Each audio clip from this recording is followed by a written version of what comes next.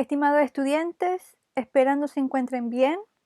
En esta oportunidad vamos a revisar el siguiente video explicativo que tiene como objetivo poder identificar las consecuencias que tuvo el logro de nuestra independencia y también poder caracterizar este nuevo periodo de la historia que comienza luego de la renuncia de Bernardo Higgins y que se denomina el periodo de la organización de la República. Vamos a conocer cómo fueron los inicios ya de cómo se tuvo que organizar políticamente nuestro país una vez que es independiente. Las consecuencias de la independencia, las consecuencias son los resultados que ese logro tuvo ya una vez que se sella nuestra independencia con la batalla de Maipú. Hay muchos resultados y que tienen que ver con el ámbito político, económico y social. El proceso de independencia entonces abarcaba desde la primera Junta Nacional de Gobierno en 1810 hasta 1823. Hasta ahí nosotros llegamos en la guía anterior. Por lo tanto, es importante destacar qué pasa con O'Higgins en 1823, por qué se habla de que abdica. Y tiene que ver con la renuncia ya de este director supremo. Y su renuncia tiene que ver porque está presionado por esta aristocracia. ¿Y quién es la aristocracia en esta época? Este grupo pequeño de personas que tienen privilegio y que ellos manejan el poder político y económico. ¿Ya? Principalmente este grupo se molesta con O'Higgins por las medidas que él va tomando y que de alguna forma no los beneficia. Y además también se le critica su forma autoritaria de dirigir el país. En el ámbito económico, ya luego de estas guerras de independencia, ya entre el bando patriota y realista, se genera una crisis ya económica y hambruna y pobreza.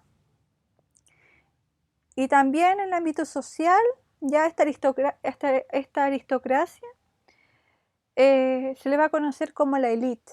Ya cuando hablemos de élite, estamos hablando de este grupo pequeño que tiene el poder económico y político. Acá vemos las obras de O'Higgins como director supremo, como el máximo cargo. Y la aristocracia, ustedes se preguntarán por qué se molesta. Una de las cosas que a ellos les molesta es que elimina estos mayorazgos. Los mayorazgos corresponden a que la herencia de una familia ya va a quedar en manos del hijo mayor. Y eso él lo quita ya Bernardo Higgins.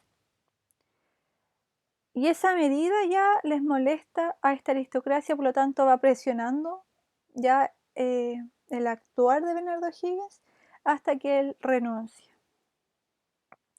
Por lo tanto, si ya conocemos estas consecuencias políticas y económicas, es decir, cómo está el contexto ya en nuestro país, es importante entonces ubicarnos temporalmente.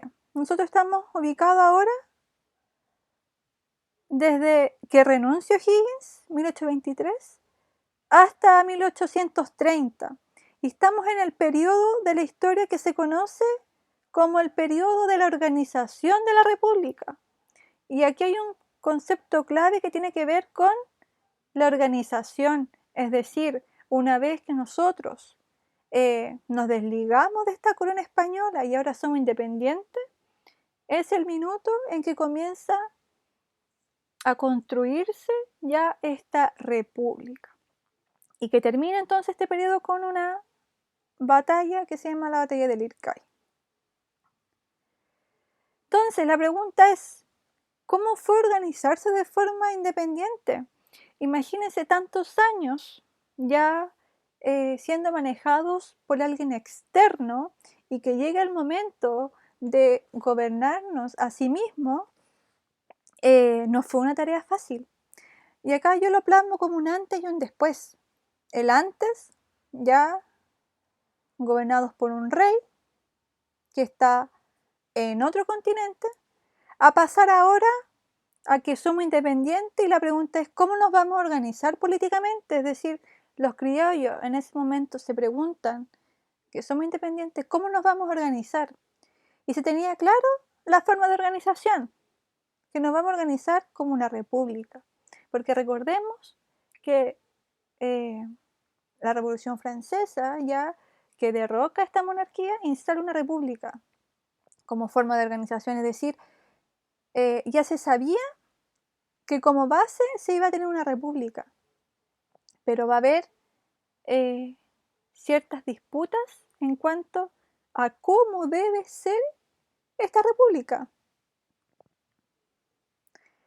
La sociedad chilena está dividida y aparecen dos bandos, así como durante el proceso de independencia estaban estos realistas que estaban a favor del rey y los patriotas que pensaban que era necesario autogobernarse. La sociedad chilena, de forma interna, también se divide entre liberales y conservadores. Y ellos también se trataban con ciertos apodos como de menosprecio. Al tener ideales distintos, se tenían apodos. Por ejemplo, los pelucones les llamaban a los liberales los pipiolos. ¿Qué significa un pipiolo? Es como gente sin experiencia, gente inexperta. Y mientras que los liberales les decían a los conservadores los pelucones, porque son unas pelucas blancas. Después vamos a ver cómo ellos se veían. Por lo tanto, cada uno de estos dos bandos ya van a tener ideas contrarias y cada uno va a querer plasmar su idea en la república. Porque si bien estaban de acuerdo en que había que formar una república, había que ver cómo iba a ser esta república. Por lo tanto, aquí tenemos dos ideas contrarias. Los liberales, ya que plantean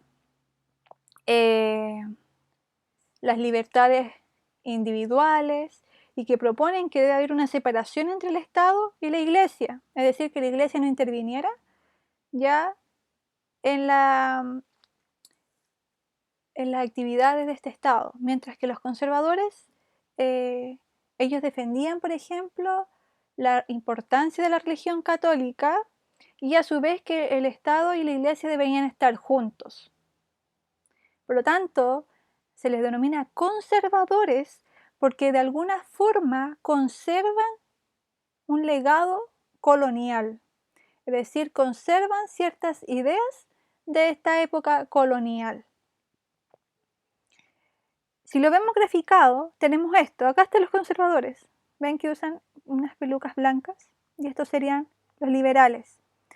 Dentro de los grupos liberales y conservadores también hay subgrupos. Por ejemplo, los federalistas. Son ellos liberales, pero se llaman federalistas porque ellos proponían que nuestro país tenía que tener provincias y que esas sean autónomos, es decir, tener un Estado federal, así como era Estados Unidos, que cada ciudad tuviera una autonomía. Y en el grupo conservador hay subgrupos, que están los estanqueros, ya que eran estos comerciantes, y los o'higginistas, que planteaban que el gobierno de esta república debería ser un gobierno fuerte, con control, muy ligado a la figura de O'Higgins. Entonces acá vemos estas dos grandes tendencias políticas de la época, ya como independientes, que se oponen. Por lo tanto, este periodo de la organización de la República tiene dos denominaciones, que fue un periodo de inestabilidad política. Como bien dije anteriormente, no sabemos, no tenemos experiencia de cómo organizarnos políticamente. Es por lo mismo, por esta inexperiencia en que hay gobiernos que duran muy poco durante este periodo, del 1823 al 1830. Pero también se denomina que este periodo es de ensayos constitucionales, es decir, que hay distintas constituciones, es decir, distintas propuestas de constituciones según el pensamiento. Por ejemplo, que durante este periodo de la organización de la República hubo una constitución en 1823 que era moralista. ¿Qué quiere decir eso? Que estaba enfocada en poner énfasis en el comportamiento y las conductas de los individuos. Pero no resultó porque era muy difícil ya poder manejar la conducta de las personas. Luego hay otra propuesta en este periodo, en 1826, que son las leyes federales. Ya José Miguel Infante establece en esta constitución que nuestro país debería dividirse en 8 provincias y que cada uno fuera independiente. Pero esto tuvo el rechazo del bando conservador, porque si hablamos de esta idea de tener provincias, en dividir el país en provincias, ¿ya? Eso es una idea liberal. Por lo tanto, ¿quiénes se van a oponer? Los conservadores. Y la Constitución Liberal de 1828 establece que el Estado debe ser unitario, descentralizado, y la idea de ampliar el sufragio. Pero, ¿de quién va a tener una oposición? De parte de los conservadores. Por lo tanto, vemos que en este periodo se intentó proponer distintas constituciones, porque como sabemos, la Constitución es la ley fundamental que tiene un Estado, una república. Por lo tanto, si nos damos cuenta, está esta disputa por los ideales que proponen cada uno de ellos, pero también va a generar que se lleve mucho más allá de una discusión de ideas, porque también se va a llegar a lo que ahí aparece, a una guerra civil en 1830. Y cuando hablamos de una guerra civil, no hablamos de una guerra, por ejemplo, los chilenos contra los argentinos. No, va a ser una guerra interna, es decir, que en nuestro país se van a enfrentar entre los mismos chilenos que están a favor de una idea más conservadora, mientras que otro grupo de chilenos van a estar a favor de ideas más liberales. Por lo tanto, esto va a generar una lucha, una guerra entre conservadores y liberales. Por un lado, los conservadores liderados por José Joaquín Prieto y los liberales por Ramón Freire. Y esto fue en la batalla del Ircay en 1830. Volviendo al tema de la disputa entre estos dos bandos, estas dos tendencias políticas, liberales y conservadoras, se da un ejemplo puntual. Por ejemplo, en la época, si se tiene la idea conservadora, es la importancia que le dan a la religión católica, es decir, va a ser una sociedad donde gire distintos ambientes, ya sea cotidiano, en relación a la religión católica. ¿Ya? Por lo tanto, eso es un legado del periodo colonial. ¿Ya? Mientras los liberales, ya que son más bien laicos, no están ligados ya a alguna religión de por medio. Entonces la pregunta para el próximo capítulo va a ser, ¿cuál va a ser el bando triunfador de todo esto? Es decir, estamos en un periodo de organización de la república. Sabemos que queremos una república, pero ¿cómo va a ser esta república? Entonces aquí tenemos la lucha entre los mismos chilenos que defienden una mirada más conservadora, ya a los pelucones, otra mirada más liberal, los liberales. Y esto se va a generar una disputa en esta batalla.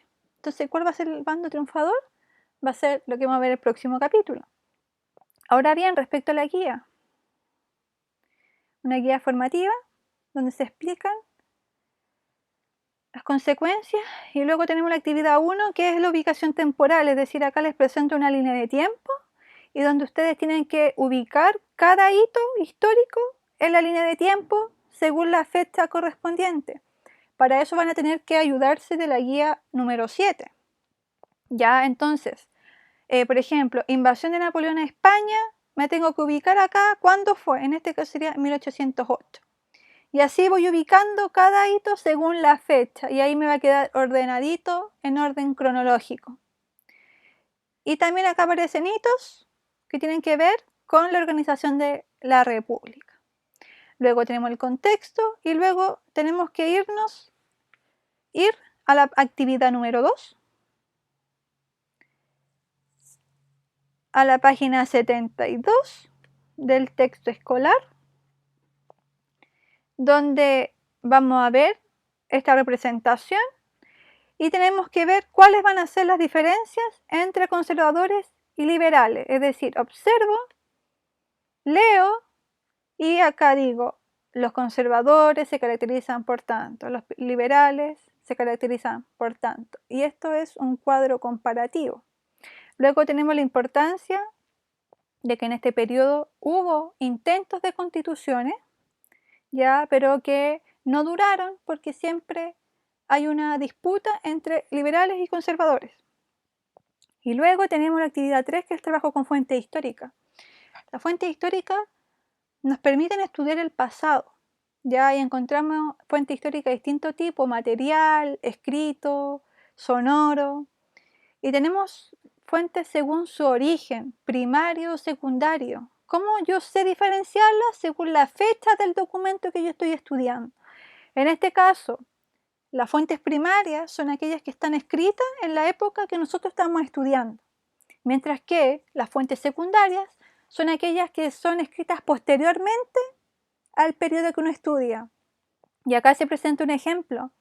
Si nosotros estamos estudiando el periodo del proceso de independencia y tenemos una carta de Bernardo O'Higgins, esa sería una fuente primaria, porque es una carta de puño y letra de don Bernardo O'Higgins y está escrita justo en el periodo que nosotros estamos estudiando. Y sería secundaria, por ejemplo, si alguno de ustedes quisiera escribir sobre la vida de Bernardo O'Higgins o sobre el rol de O'Higgins durante el periodo de independencia, pero desde el presente, es decir, de forma posterior, sería secundaria, porque estamos escribiendo sobre un hecho particular del pasado desde el presente. Por lo tanto, yo los invito a ir al recurso número 2 de la página 73 de su texto, y acá tenemos dos fuentes históricas, ¿ya? Y las dos fuentes históricas aluden al mismo periodo.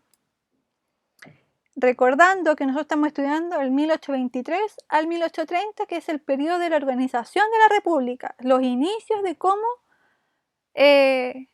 fue y por qué estamos como estamos ahora, porque es importante porque son los inicios, ¿ya? De cómo se formó esto políticamente. Entonces, la ficha histórica cuenta lo siguiente.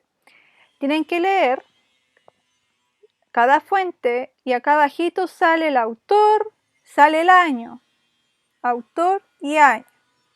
Entonces ustedes me tienen que colocar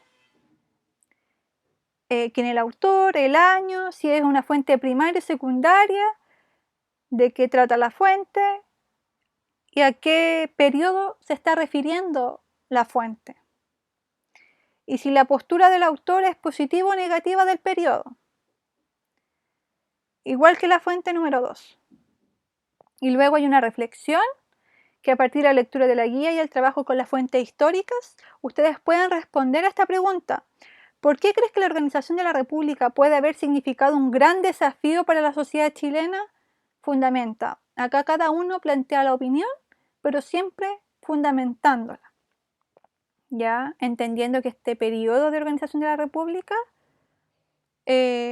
parte desde que no teníamos experiencia de cómo organizarnos de forma independiente, por lo tanto fue todo un desafío. Y para finalizar, acá les presento una autoevaluación donde ustedes tienen que pintar la carita según el desempeño de su aprendizaje, según cada criterio. Si logró ubicar en la línea de tiempo los hitos ocurridos durante el proceso de independencia, si logró ubicar los hitos en la línea de tiempo durante el periodo de organización de la República, si logró comparar a los conservadores y liberales, si logró analizar la fuente histórica a partir de la ficha, si logró fundamentar su opinión respecto a la pregunta final de la guía. Entonces, por cada criterio, por cada indicador, usted debe pintar una carita, si lo logró más o menos o no lo logró, ¿ya? Que tengan un buen trabajo y cualquier duda pueden escribirnos a los correos, ¿ya? De cada profesora. Que les vaya muy bien.